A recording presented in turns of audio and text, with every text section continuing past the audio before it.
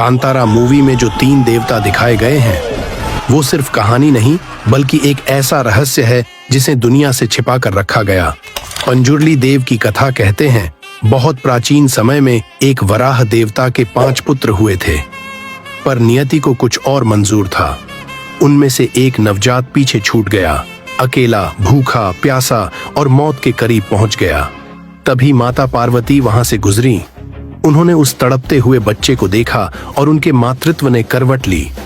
वो बच्चे को उठाकर कैलाश पर्वत ले आईं और उसे अपने पुत्र की तरह पालने लगी।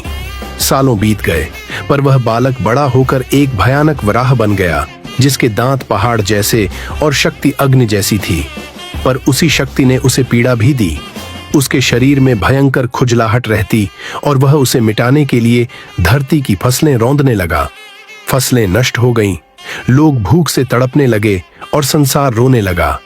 तब भगवान शिव ने यह सब देखा और सृष्टि के कल्याण के लिए उस वराह का वध का निश्चय किया।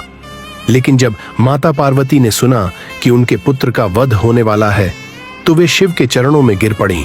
प्रभु, उसका वध मत कीजिए। शिव ने माता की प्रार्थना स्वीकार की।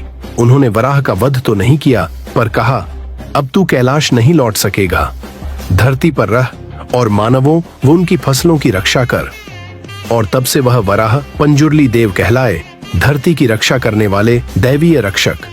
अब आती है कथा गुलिक देव की। एक बार भगवान शिव के गण एक यज्ञ कर रहे थे। उसी यज्ञ की राख से एक पत्थर निकला, जिसे शिव ने आशीर्वाद देकर धरती पर फेंक दिया। और उसी पत्थर से उत्पन्न हुए गुलिक देव। उनका स्वभाव जन्म से ही अग्नि जैसा उग्र था। भगवान विष्णु ने उन्हें नीलू आसन नामक स्त्री के गर्भ से जन्म लेने का श्राप दिया। जब गुलिक देव का जन्म हुआ तो धरती कांप उठी, क्योंकि वो बालक भूख से पागल था। वह जो भी देखता खा जाता, यहाँ तक कि घोड़े और हाथियों का खून भी पी जाता था। तब भगवान विष्णु उनके सामने प्रकट हुए और बोले, हे गुलिक, अब मेरी इस छोटी उंगली को चूसो। और जैसे ही गुलिक ने उंगली चूसी, उनकी भूख शांत हो गई। विष्णु जी ने उन्हें आदेश दिया, अब तू धरती पर रहेगा और मनुष्यों की रक्षा करेगा।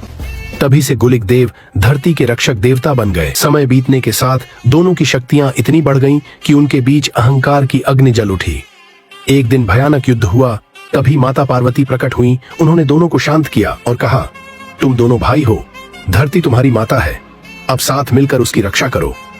तब से पंजुर्ली देव और गुलिक देव धरती पर साथ रहते हैं, और जिनके घर ये दोनों पूजे जाते हैं वहां न तो दुष्ट शक्तियां आती हैं, न ही फसलों का नाश होता है। ऐसे रहस्य के लिए हमारे चैनल को सब्सक्राइब करें